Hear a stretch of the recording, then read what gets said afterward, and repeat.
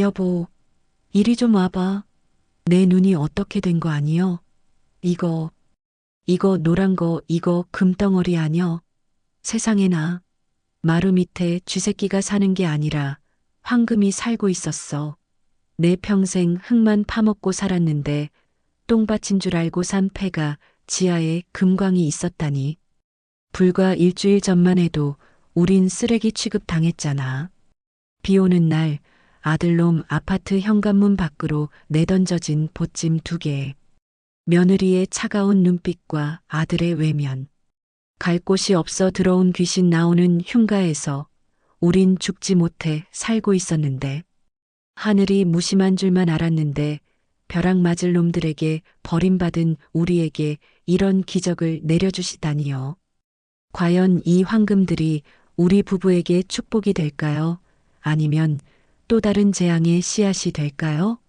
쥐구멍에도 벼뜰 날 있다더니 이제부터 진짜 이야기가 시작됩니다. 내 이름은 김덕배, 올해 72입니다. 평생 땅 파서 고추 심고 배추 심어 자식들 대학 보내고 장가 보낸 게 내 인생의 전부였죠. 사람들은 자식 농사가 제일 큰 농사라는데 나는 그 농사를 다 망치고 빈털터리가 된 늙은이였습니다. 그날은 유난히 비가 억수같이 쏟아지던 날이었습니다. 서울 강남 한복판 으리으리한 40평대 아파트 거실이었지만 내 마음은 한겨울 시베리아 벌판보다 더 추웠습니다. 소파 귀퉁이에 앉아 며느리 눈치만 살살 보고 있는데 주방에서 그릇 부딪히는 소리가 요란하더군요. 아버님, 혹시 화장실 물 내리실 때 레버 꾹 누르지 말라고 몇 번을 말씀드려요? 수도세가 얼마나 나오는지 아세요? 며느리 미진이가 날카로운 목소리로 쏘아붙였습니다. 사실 물 내리는 게 뭐 그리 대수겠습니까? 그냥 우리가 꼴 보기 싫은 거죠.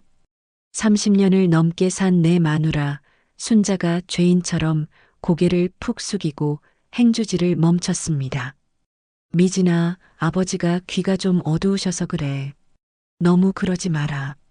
내 아들놈 민석이가 거들긴 하는데 그 목소리에 힘이라곤 하나도 없더군요. 나는 속에서 뜨거운 것이 울컥 치밀어 올랐습니다. 3년 전 내가 가진 땅이며 집이며 싹 다 팔아서 이 아파트 사줄 때 민석이 내 놈이 뭐라 그랬냐? 아버지 어머니 모시고 평생 효도하며 살겠다고 눈물 콧물 흘리며 맹세하지 않았냐? 그런데 등기 넘어가고 딱 3년 지나니까 우린 그저 냄새나는 짐짝 취급이었습니다. 그날 저녁 식사 자리였습니다.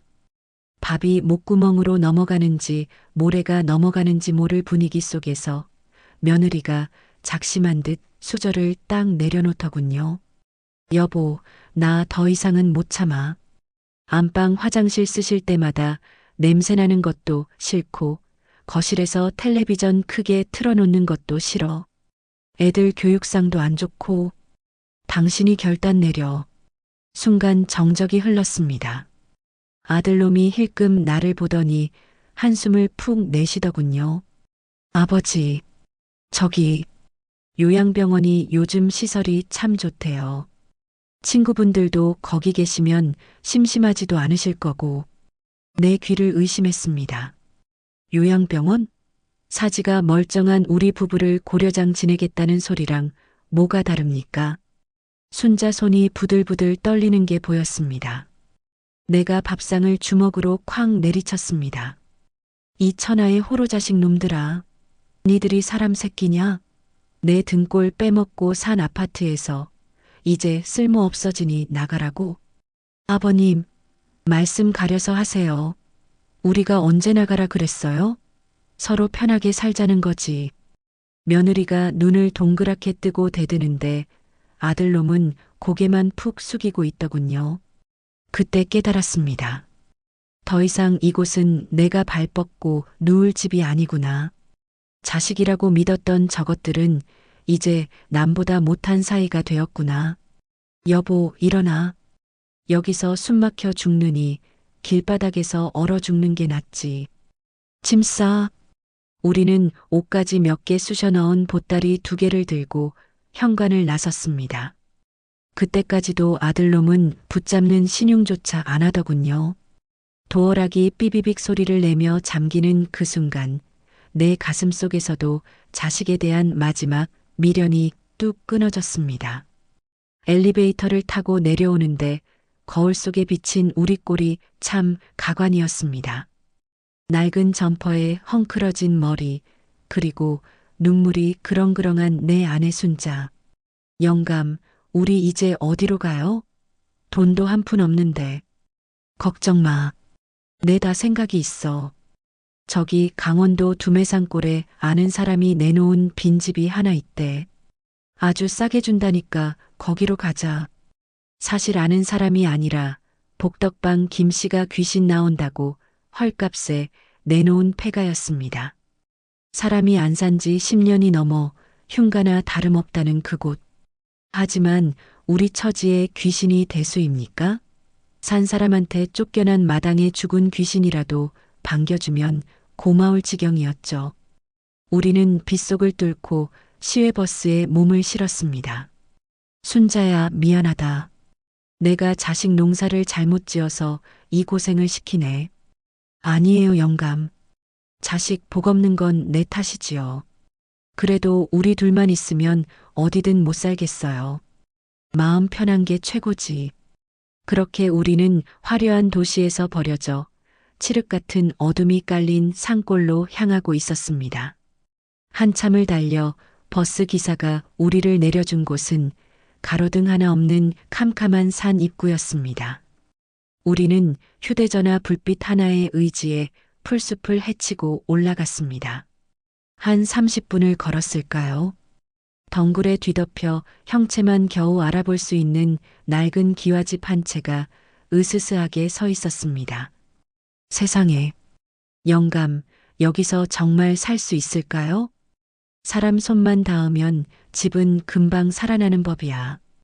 우리 둘이 힘 합쳐서 고쳐보자고. 아들놈 눈치 보는 것보다야 100배 낫지 않겠어? 나는 애써 큰 소리치며 삐걱거리는 마루 위로 올라섰습니다. 먼지가 뽀얗게 쌓인 안방에 짐을 풀고 촛불 하나를 켰습니다. 그래도 여기가 우리 집이다, 순자야. 누구 눈치 안 봐도 되는 우리 궁궐이야.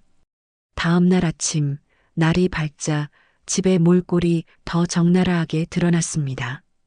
마당엔 잡초가 허리까지 자라있고 벽엔 금이 가서 손가락이 들어갈 정도였습니다. 하지만 나는 팔을 걷어붙였습니다.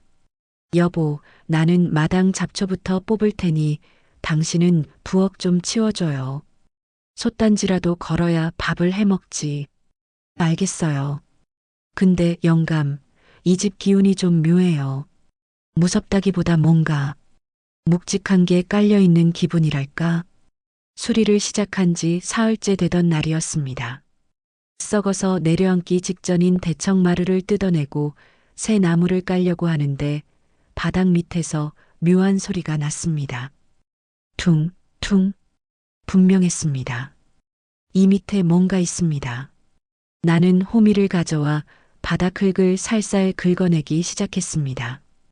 영감, 뭐해요? 밥 먹고 해요. 가만히 있어봐. 여기 바닥 소리가 이상해. 옛날 집이라 구들장 밑에 공간이 있나 본데. 이게 뭐여?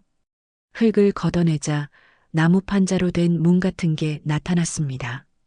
심장이 쿵쿵 뛰기 시작했습니다. 내가 이거 한번 열어볼게. 뒤로 좀 물러서 있어봐. 나는 쇠 지렛대를 틈새에 끼워 넣고 온 힘을 다해 젖혔습니다. 녹슨 경첩이 비명을 지르며 나무 문이 들썩였습니다.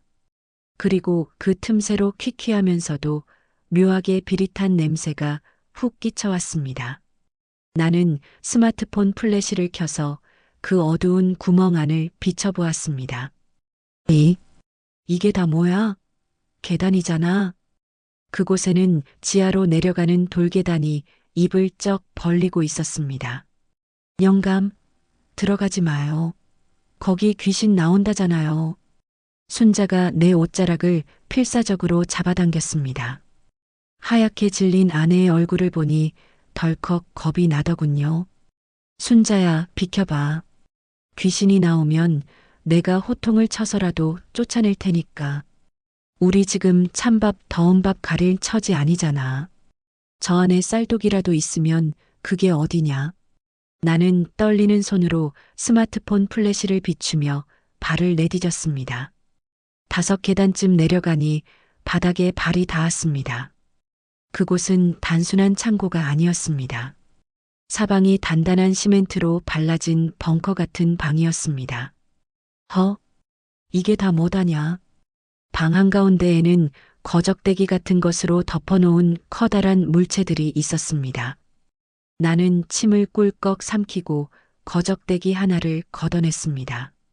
먼지가 가라앉아 드러난 것은 내 허리춤까지 오는 거대한 옹기 항아리였습니다.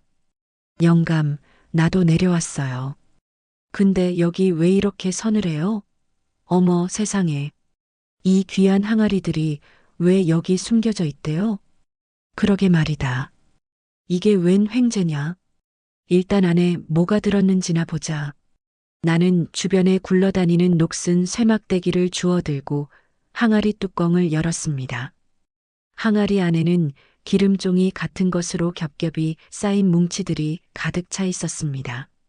나는 맨 위에 있는 묵직한 뭉치 하나를 꺼내 종이를 벗겨냈습니다. 어둠 속에서 스마트폰 불빛을 반사하며 번쩍 하고 빛나는 노란색. 그것은 쇳덩이였습니다. 그런데 그냥 쇳덩이가 아니라 누런 황금색을 띤 직사각형 쇳덩이였습니다. 여보. 이거 금 아니요? 나는 떨리는 손으로 그 금덩이를 입으로 가져가 깨물어 보았습니다. 으드득. 이빨이 들어가는 자국이 선명하게 남았습니다. 진짜다. 순자야, 이거 진짜 금이다. 도금한 게 아니라 속까지 꽉 찬 순금이야. 아이고 영감, 우리가 전생에 나라를 구했나 봐요. 부처님, 하나님 감사합니다. 감사합니다. 아내는 차가운 시멘트 바닥에 머리를 찌우며 절을 해댔습니다. 나도 다리에 힘이 풀려 주저앉고 말았습니다. 그때였습니다. 위쪽에서 누군가의 인기척이 들렸습니다. 계세요?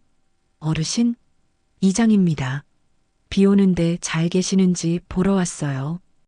이장의 목소리였습니다. 나는 순자에게 눈짓으로 꼼짝 말고 있어라고 신호를 보낸 뒤 젖 먹던 힘을 다해 돌계단을 뛰어 올라가 구멍 밖으로 머리를 불쑥 내밀었습니다. 으악! 깜짝이야. 이장이 엉덩방아를 찌우며 뒤로 넘어졌습니다. 아이고, 이장님 아니시오? 내가 귀가 어두워서 오는 줄도 몰랐네. 미안해요. 많이 놀랐소? 아니, 어르신. 거기서 뭐 하십니까? 마루 밑에요? 이거. 옛기 이놈의 쥐새끼들이 아주 마루 밑에다 살림을 차렸길래 내 쥐구멍 막으러 들어갔었지. 집이 워낙 낡아서 구들장이 다 내려앉았더라고. 나는 흙투성이가 된 손을 털며 너스레를 떨었습니다. 아휴, 그러게 제가 뭘 했습니까? 이 집은 사람 살 곳이 못 된다니까요. 내일 청년회 애들 좀 부를까요? 안 돼. 아니. 그럴 거 없어. 염치 없어서 그런다 그 말이지. 소일거리 삼아 내가 천천히 고칠 테니 신경 쓰지 마죠. 정그러시면. 참. 이거 찐 고구마랑 김치 좀 가져왔어요. 사모님이랑 저녁 욕이라도 하세요. 이장은 의심스러운 눈치였지만 검은 봉지 하나를 내밀고 돌아갔습니다. 이장의 오토바이 소리가 멀어지고 나서야 나는 다리에 힘이 풀려 마루에 주저앉고 말았습니다. 영감, 갔어요? 들키면 우리 이거 다 뺏기는 거 아니에요? 걱정 마라. 아무도 못 봤어. 자, 일단 이것들부터 챙기자. 우리는 다시 작업에 착수했습니다. 금괴, 은화, 금화가 가득 찬 항아리가 9개나 더 있었습니다. 순자야, 잘 들어라. 오늘부터 우리는 벙어리가 되는 거다. 입 뻥끗했다간 우리 목숨이 위험해. 소문나면 도둑놈들이 꼬일 거고 자식놈들도 냄새 맡고 달려들 거야. 다음 날부터 우리는 철저한 이중 생활을 시작했습니다. 낮에는 동네 사람들 눈을 피해 폐지를 줍고 빈병을 모으러 다녔지만 집에 돌아와 지하 창고 문을 열면 우리는 왕과 왕비가 되었습니다. 일주일 뒤 나는 용기를 내어 서울 종로로 가서 금괴 하나를 팔았습니다. 이거 얼마나 쳐주나? 금은방 주인은 1kg짜리 순금 골드바를 보더니 숨을 들이켰습니다. 이거 어디서 나셨어요? 작물 아니죠? 우리 할아버지가 물려주신 거요. 전쟁 때 숨겨놨던 건데 이제야 찾았소다. 그날 나는 5만 원권 현금 다발이 가득 든 검은 비닐봉지를 들고 가게를 나왔습니다. 돈이 생기니 신기하게도 미워 보이던 세상이 예뻐 보이기 시작했습니다. 내가 여유가 생기니 남의 아픔이 눈에 들어오더군요.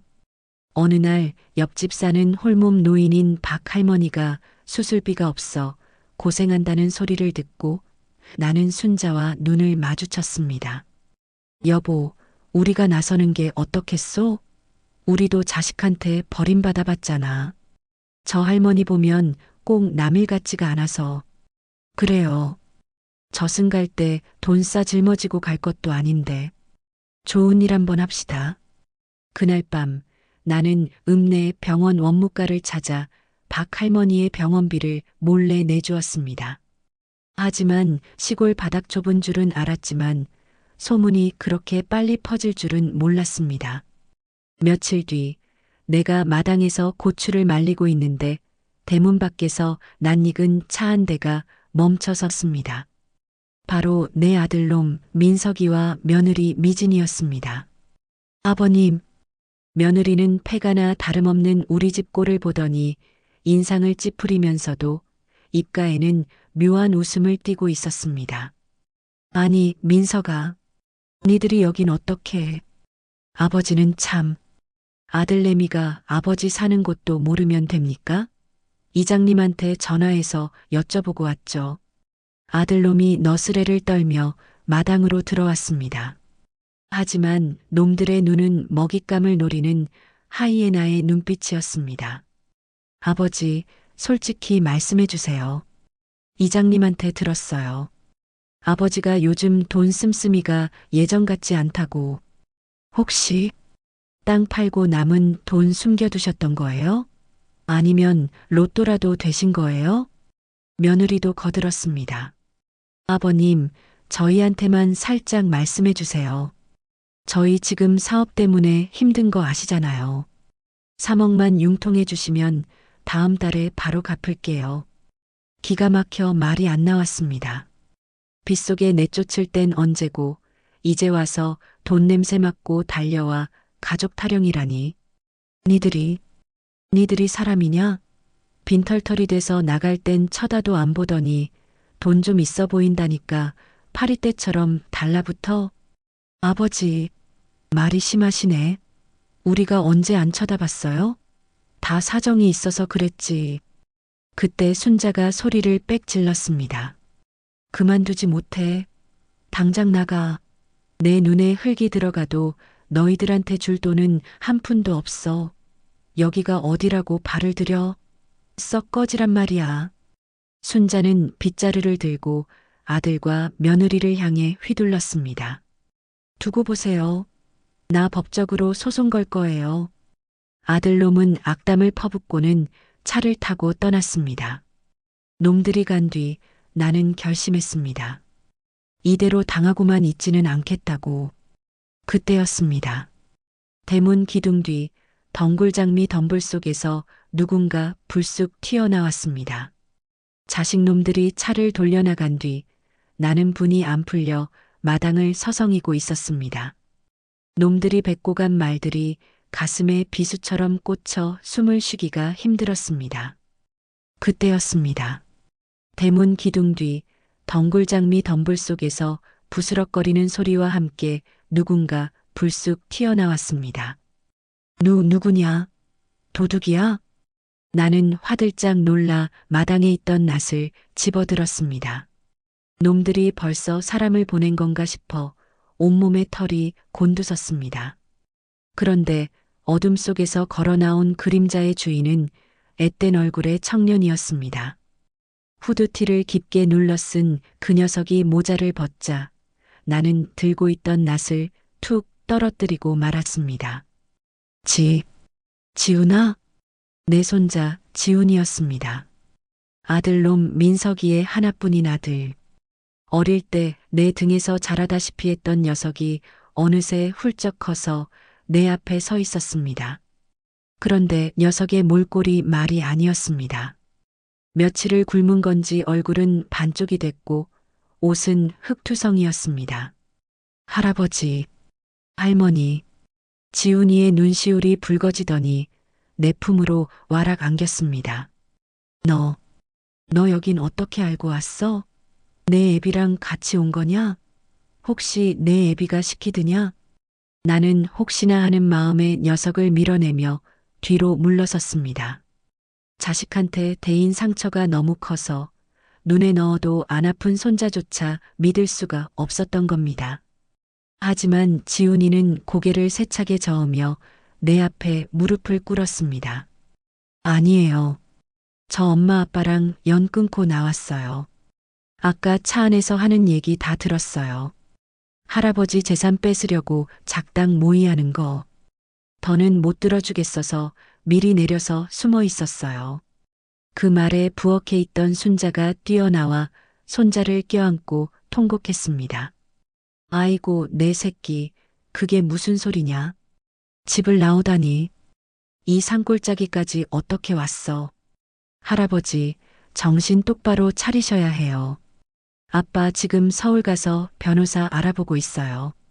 할아버지 치매 걸렸다고 진단서 조작해서 성년후견인 지정받고 재산 다 가로채려는 속셈이에요. 제가 그 통화 내용을 다 녹음했어요. 기가 막혔습니다. 내 핏줄이 나를 미친 노인네 취급해서 죽기도 전에 재산을 뺏으려 한다니. 하늘이 무너지는 것 같았지만 한편으론 천만다행이었습니다. 벼랑 끝에 선 우리 부부에게 하늘이 든든한 우군을 보내주신 겁니다. 지훈아, 고맙다. 정말 고맙다. 내가 우리를 살리는구나. 그날 밤 우리 셋은 지하 벙커로 내려갔습니다. 지훈이는 산더미 같은 금괴를 보고 입을 다물지 못했습니다. 하지만 녀석의 눈에는 탐욕이 없었습니다. 오히려 걱정과 두려움이 가득했습니다. 할아버지, 이 금괴 그냥 가지고 계시면 위험해요. 아빠 성격에 깡패라도 동원해서 뺏으러 올지 몰라요. 법적으로 대응하려 해도 그들은 돈으로 사람을 매수할 거예요. 그럼 어쩐다냐? 이대로 뺏길 순 없지 않으냐? 방법이 있어요. 제가 아는 교수님 중에 근현대사 박물관 관장님이 계세요. 그분은 평생 독립운동 자금을 추적해 오신 분이에요. 그분을 통해서 이 금괴를 세상에 공개하는 거예요. 아빠가 손 쓸 수 없게 판을 아주 크게 벌리는 거죠. 손자는 역시 똑똑했습니다. 우리는 머리를 맞대고 작전을 짰습니다. 탐욕의 눈먼 자식놈들을 잡기 위한 완벽하고도 거대한 덫을 놓기 시작한 것입니다. 예상대로였습니다. 이틀 뒤 조용하던 산골 마을이 엔진 소리로 요란해졌습니다.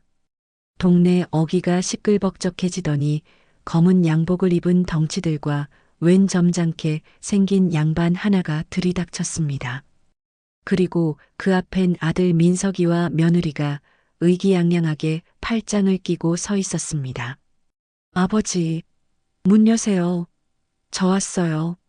아들이 잠긴 대문을 발로 쾅쾅 걷어찼습니다.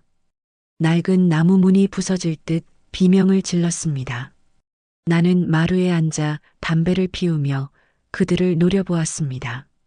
내 옆에는 순자가 떨리는 손으로 빗자루를 꼭 쥐고 있었습니다.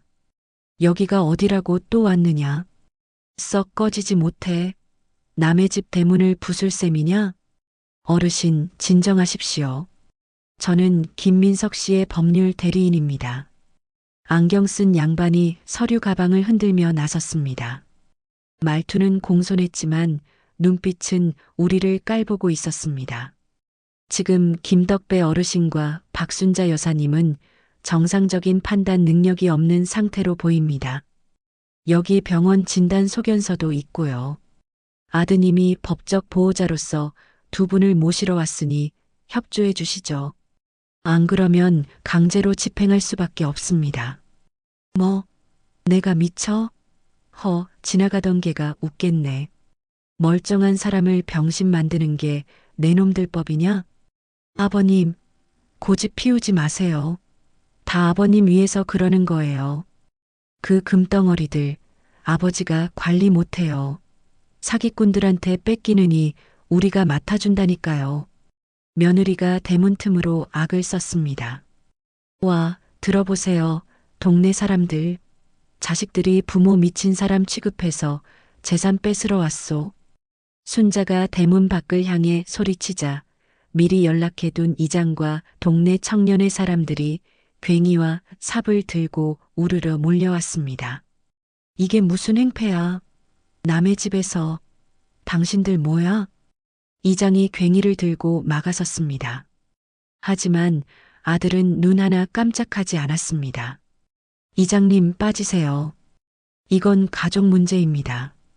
그리고 저 덩치들 안 보이세요? 시골 노인네들이 힘으로 당해낼 수 있을 것 같아요? 험한 꼴 당하기 싫으면 비키시죠.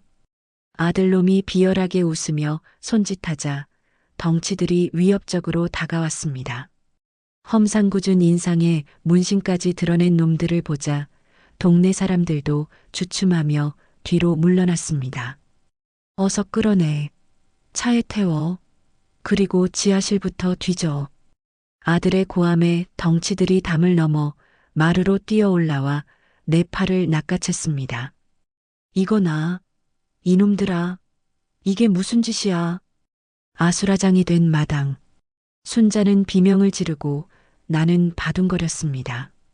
그때 굳게 닫혀있던 안방문이 벌컥 열리며 누군가 걸어 나왔습니다. 그 손 놓으시죠. 서슬 퍼런 목소리. 손자 지훈이었습니다. 그리고 지훈이 뒤로 제복을 입은 경찰관 넷이 따라 나왔습니다. 지훈아? 내가 왜 거기서 나와? 아들과 며느리의 눈이 휘둥그레졌습니다. 귀신이라도 본 표정이었습니다. 아빠, 엄마, 이제 그만하세요. 제가 다 신고했어요.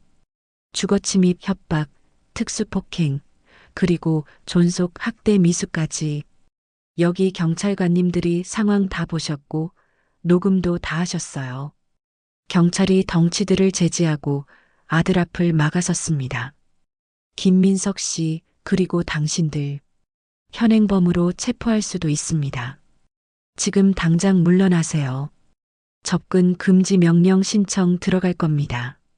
아들은 얼굴이 불그락푸르락해져서 씩씩거렸습니다. 믿었던 아들에게 뒤통수를 맞은 배신감에 몸을 부들부들 떨더군요. 지훈이 너 결국 할아버지 돈 탐나서 붙었구나. 내가 감히 부모 뒤통수를 쳐? 내가 널 어떻게 키웠는데. 돈은 아빠가 탐내는 거겠죠. 전 할아버지가 좋아요. 돈보다 할아버지가 더 소중하다고요. 제발 취해지지 좀 마세요. 지훈이의 일갈에 아들은 할 말을 잃었습니다. 하지만 독이 오를 대로 오른 놈들은 쉽게 물러나지 않았습니다. 좋아. 오늘은 가지만 내일은 법원 압수수색 영장 들고 올 거야. 그 금괴들 출처 불분명한 작물일 수도 있잖아. 내가 국가에 신고해서 싹 다 압류당하게 할 테니까 두고 봐. 내 돈이 안 될 바엔 니들 돈도 안 되게 할 거야. 놈들은 끝까지 악담을 퍼붓고 돌아갔습니다. 하지만 나는 등 뒤에서 놈들을 보며 빙긋 웃고 있었습니다. 놈들이 제 입으로 국가를 언급하고 신고를 하겠다고 한 순간 내 작전은 성공한 거나 다름없었으니까요. 일주일 뒤 다시 찾아온 아들 내외는 입이 떡 벌어질 광경을 목격했습니다. 다 쓰러져 가던 우리 집 마당에 방송국 ENG, 카메라와 수십 명의 기자들, 그리고 양복 입은 높으신 공무원들이 가득했기 때문입니다. 심지어 드론까지 하늘을 날아다니고 있었습니다. 이게 다 뭐야? 아들이 어리둥절해하며 인파를 헤치고 들어왔습니다. 마루 한가운데에는 내가 30년 된 결혼식 예복을 꺼내 입고 서 있었고 내 옆에는 문화재청장과 국립박물관장이 엄숙한 표정으로 서 있었습니다. 아버지, 이게 다 무슨 쇼예요? 기자들은 왜 불렀어요? 며느리가 꽥 소리를 질렀습니다. 기자들의 시선이 일제히 그들에게 쏠렸습니다. 나는 헛기침을 한번 하고 마이크를 잡았습니다. 반갑습니다. 김덕배입니다. 오늘 저는 제 집 지하에서 발견된 일제 강점기 독립운동 자금으로 추정되는 금괴 100kg과 국보급 고려청자 항아리들을 국가에 전액 기증하기 위해 자리에 섰습니다. 뭐? 기증이라고요? 아들놈 다리가 풀려 털썩 주저앉는 게 보였습니다. 며느리는 입을 딱 벌리고 다물지 못했습니다. 카메라 플래시가 팡팡 터지며 내 얼굴을 비췄습니다. 네, 그렇습니다. 이 돈은 제 것이 아닙니다. 나라를 위해 쓰여야 할 피 묻은 돈이 50년 만에 빛을 본 것이죠. 다만 나는 뜸을 들이며 아들 쪽을 쳐다보았습니다. 아들의 눈동자가 흔들렸습니다. 국가에서 매작물 발견자인 저에게 보상금으로 시세의 20%를 지급하기로 했습니다. 금괴와 유물 가치를 합치면 대략 50억 원 정도 되는 돈이지요. 아들의 눈에 다시 생기가 확 돌았습니다. 죽어가던 물고기가 물을 만난 듯 펄떡였습니다. 50억? 아버지, 잘하셨어요. 역시 우리 아버지 애국자셔. 그 돈이면 우리 빚 다 갚고 아파트도 새로 사고 다시 시작할 수 있어요. 아버지, 제가 평생 업고 모실게요. 아들이 염치도 없이 마루로 기어 올라오려 했습니다. 며느리도 눈물을 훔치는 척하며 내 팔에 매달리려 했습니다. 아버님, 제가 그동안 철이 없었어요. 용서해 주세요. 나는 차가운 눈으로 놈들을 내려다보았습니다. 그리고 손에 들고 있던 서류 봉투 하나를 꺼내 들었습니다. 멈춰라. 누가 그 돈을 너희 준다더냐? 네. 아들이 아니면 누구한테 줘요? 핏줄한테 물려줘야죠. 그게 법이고 도리죠. 이 돈은 이미 사용처가 정해졌다. 나는 서류를 흔들어 보이며 기자들을 향해 또렷하게 말했습니다. 보상금 50억 전액. 나와 같은 처지의 독거노인들과 자식에게 버림받은 노인들을 위한 무료 요양재단 설립에 기부한다. 재단 이름은 황금요양재단이고 재단 이사장은 내 손자 김지훈 군이 맡기로 했다. 나는 죽을 때까지 월급 받으며 관리인으로 일할 거다. 뭐라고요? 50억을 다요? 미쳤어. 진짜 노망났어. 그 큰 돈을 생판 남한테 준다고요? 며느리가 거품을 물고 뒤로 넘어가는 신용을 했습니다. 아들은 얼굴이 하얗게 질려 말을 더듬었습니다. 아버지. 제발. 저 빚쟁이들한테 죽어요. 10분의 1이라도. 아니 1억이라도. 그리고 민석이 너. 내 놈한테 줄 유산이 딱 하나 있긴 하다. 나는 주머니에서 꼬깃꼬깃한 1,000원짜리 지폐 한 장을 꺼내 놈의 얼굴에 툭 던졌습니다. 옛다. 집에 갈 때 버스비나 해라. 그리고 다시는 내 눈앞에 나타나지 마라. 그땐 진짜 경찰 부를 테니까. 1,000원짜리 지폐가 바람에 팔랑이며 아들의 구두 발치에 떨어졌습니다. 망연자실한 아들과 며느리는 기자들의 카메라 세례를 받으며 얼굴을 가리고 도망치듯 사라졌습니다. 전 국민이 보는 뉴스 생중계에서 천하의 불효자로 낙인 찍히는 순간이었습니다. 와, 잘한다 김덕배. 장하다. 동네 사람들의 환호성과 박수 소리가 산골짜기를 가득 메웠습니다. 지훈이가 내 손을 꼭 잡아주었고 순자는 감격에 겨워 눈물을 흘렸습니다. 내 70평생 가장 짜릿하고 시원한 순간이었습니다. 그로부터 1년이라는 시간이 흘렀습니다. 귀신이 나올 것 같던 흉물스러운 폐가는 이제 온데간데 없습니다. 대신 그 자리에는 붉은 벽돌로 지어진 아담하고 예쁜 2층 건물이 들어섰습니다. 입구에는 황금 요양원이라는 금색 현판이 햇살을 받아 반짝입니다. 지하 벙커는 작은 역사 박물관으로 개조되어 금괴가 발견된 자리를 구경하려는 관광객들의 발길이 끊이지 않습니다. 입장료는 무료지만 사람들은 감동을 받고 나가는 길에 모금함에 돈을 넣고 갑니다. 이사장님, 여기 결제 좀 해주세요. 아, 네. 할아버지, 아니, 관리소장님, 화단에 물 좀 주셔야겠는데요? 상추가 말라가요.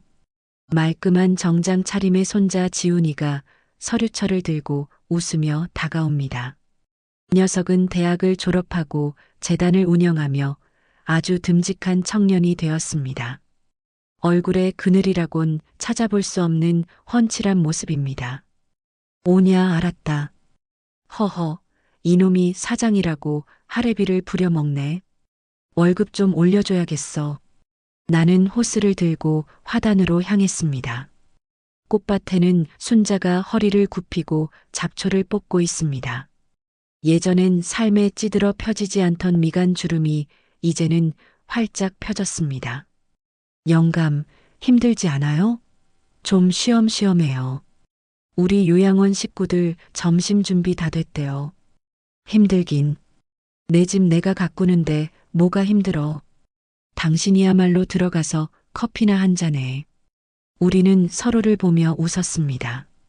비록 수백억 금괴는 내 손을 떠났지만 지금 우리에겐 그보다 더 값진 것들이 남았습니다. 매일 아침 문안 인사하는 든든한 손자, 우리를 친부모처럼 따르는 요양원의 외로운 노인들, 그리고 무엇보다 떳떳하고 당당한 내 자신. 들리는 소문에 의하면 아들 내외는 빚쟁이들에 쫓겨 월세방을 전전한다고 합니다. 마음이 아프지 않냐고요? 글쎄요. 자업자득인 것을 어쩌겠습니까? 그놈들도 언젠가 깨닫겠죠. 부모는 돈 나오는 자판기가 아니라 그저 따뜻한 밥 한 끼 같이 먹고 싶은 사람이라는 거려. 여보, 오늘 저녁은 읍내 나가서 삼겹살 어때? 지훈이도 부르고. 내가 쏠게. 좋아요. 관리소장님 월급 탔나 보네. 햇살이 따사롭게 내리쬐 화단에 핀 노란 금잔아들이 마치 금괴처럼 반짝입니다. 진짜 보물은 차가운 땅속 금괴가 아니라 바로 지금 이 순간 사랑하는 사람들과 함께 웃을 수 있는 이 평온한 일상이라는 걸 이제야 깨닫습니다. 폐지 줍던 노인 김덕배, 아니 황금요양원 관리소장 김덕배의 인생은 지금부터가 진짜 황금기입니다.